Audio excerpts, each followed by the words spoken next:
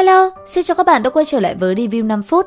Mở đầu trailer tập 40 Tuyệt thế đường môn là ngày Học viện Sử Lai Khắc đấu trận thứ tư, nhưng không ai biết hôm nay bọn họ có ra thi đấu không.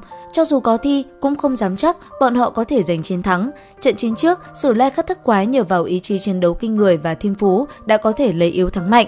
Bằng đội ngũ chỉ có 4 hồn tông, 1 hồn tôn và 2 đại hồn sư mà có thể thắng đội của Học viện Chính Thiên có đến 3 hồn vương và 4 hồn tông.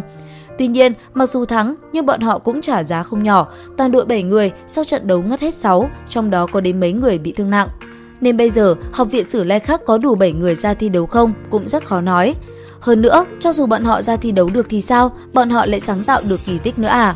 Với một đội mà các thành viên đều trong tình trạng mệt mỏi và bị thương thì làm sao phát huy được hết thực lực, đừng nói chỉ là chiến thắng. Đối thủ của bọn họ hôm nay là Học viện Trường Ninh đến từ đế quốc Tinh La. Sau khi bốc thăm phương thức thi đấu là đoàn chiến thì toàn bộ thành viên bên chiến đội Trường Ninh ai nấy đều cao hứng. Thấy vậy, Hoa Thái Đầu tức giận nói: "Giờ ai cũng nghĩ mình có thể bắt nạt Học viện Sử Lai Khắc, chúng ta phải cho bọn chúng một bài học." Nghe vậy, Lăng Lạc Thần đứng lên, nhìn Bối Bối, trầm giọng nói: "Bọn chúng nghĩ Học viện Sử Lai Khắc chúng ta không còn ai sao? Bối Bối, trận đoàn chiến này giao cho ta, chỉ cần ta và Hoắc Vũ Hạo ra thi đấu là được, ta sẽ cho bọn họ biết kiêu ngạo không đúng chỗ sẽ phải nhận hậu quả gì." Khoảnh khắc hai người bước ra sân, toàn bộ khán đài đều thất kinh, mà bên phía Học viện Trường Ninh, bọn chúng đều cho rằng lần này Sử Lai Khắc cử người ra nhận thua. Bởi thế, chưa gì đã nhún nhảy ăn mừng chiến thắng. Lúc này, trọng tài thấy hai đội đã kéo giãn khoảng cách, liền đưa tay phải lên hô to: "Hai bên chuẩn bị, trận đấu bắt đầu." Nên theo tiếng hô kia, 7 người Học viện Trường Ninh đều phóng xuất ra vũ hồn của mình. Rõ ràng, bọn họ kiêu ngạo cũng có vốn của mình, trừ đội trưởng Hồn Vương, 6 người còn lại đều là hồn tông. Ở phía đối diện, Lăng Lạc Thần nâng tay phải lên, nhưng theo đó, hồn hoàn thứ nhất trên người cô lấy sáng. Trên tay xuất hiện một pháp trượng bằng băng, bầu không khí xung quanh bỗng nhiên trở nên vô cùng lạnh lẽo. Cũng ngay sau đó, Hoắc Vũ Hạo từ từ tiến đến đặt tay lên lưng Lăng Lạc Thần. Nhất thời, ánh mắt của Lăng Lạc Thần lại càng thêm lạnh lùng, khi thế nháy mắt thay đổi. Sau đó, hồn hoàn thứ 5 màu đen trên người cô sáng bừng lên, 7 thành viên Học viện Trường Ninh đột nhiên cảm thấy có gì đó không đúng.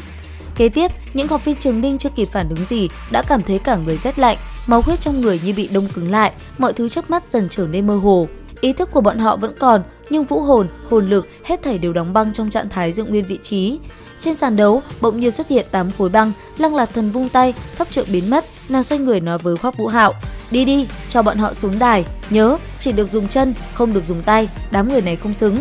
Hoắc Vũ Hạo nghe xong khẽ rùng mình, trong lòng cảm thán, quả nhiên các học trưởng nội viện không ai là người tầm thường. Phương pháp chiến đấu Lăng Lạc Thần vừa dùng rất đơn giản, Hoắc Vũ Hạo tăng phúc cho thuộc tính băng, biến vũ hồn nguyên tố băng của nàng mang thuộc tính cực hạn chi băng, còn kỹ năng nàng vừa sử dụng là hồn kỹ thứ 5, băng dự hoàn. Quá trình chiến đấu cuối cùng diễn ra rất nhẹ nhàng, Hoắc Vũ Hạo chỉ lần lượt dùng chân đá 7 người Học viện Trường Ninh rơi khỏi sàn đấu. Trận hôm nay đã là trận thứ tư của vòng đấu vòng tròn, trong tổ của Học viện Sử Lai Khắc chỉ có 8 đội nên mỗi đội phải đấu 7 trận mới kết thúc. 3 trận đấu sau, Học viện Sử Lai Khắc không gặp phải đội ngũ nào có thể uy hiếp bọn họ nữa nên một đường chiến thắng vô cùng dễ dàng.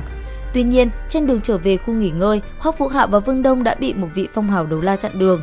Người này là hộ quốc đấu la Trình Cương của đế quốc Tinh La. Khi ông cảm nhận được hơi thở của hung thú trên người Hoắc Vũ Hạo thì máu huyết trong cơ thể gần như sôi trào. Thân là phong hào đấu la, ông đương nhiên biết khi tu vi của hồn thú đạt đến mốc 10 vạn năm sẽ phải lựa chọn trùng tu hoặc vượt qua bình cảnh cực kỳ nguy hiểm. Tu vi qua mức 20 vạn năm sẽ không còn cơ hội trở thành người, bởi vì bị lòng tham điều khiển nên ông nghĩ ngay đến chuyện Hoắc Vũ Hạo là hồn thú trùng tu, cho nên hôm nay quyết thu phục hắn trở thành hồn cốt của mình. Vừa xuất hiện, Trình Cương đã vung tay ra, trước mặt Hoắc Vũ Hạo và Vương Đông đều tối sầm lại, một luồng hồn lực khủng bố bao trùm khiến cả hai có cảm giác hít thở không thông. Hoắc Vũ Hạo lên tiếng hỏi: "Tiền bối là ai? Ngài đến tìm chúng ta có chuyện gì?" Ông lão kia hử lạnh một tiếng, ánh mắt vẫn tập trung vào Hoắc Vũ Hạo, sau đó bình thản lên tiếng nói: "Ngươi là hồn thú nào trong thập đại hung thú hóa hình?" Đến đây thì cũng hết tập 40 Đấu La Đại Lục phần 2. Liệu rằng Hoắc Vũ Hạo sẽ làm cách nào để chạy thoát khỏi tay một vị phong hào đấu la? Cùng theo dõi kênh để biết thêm chi tiết nha.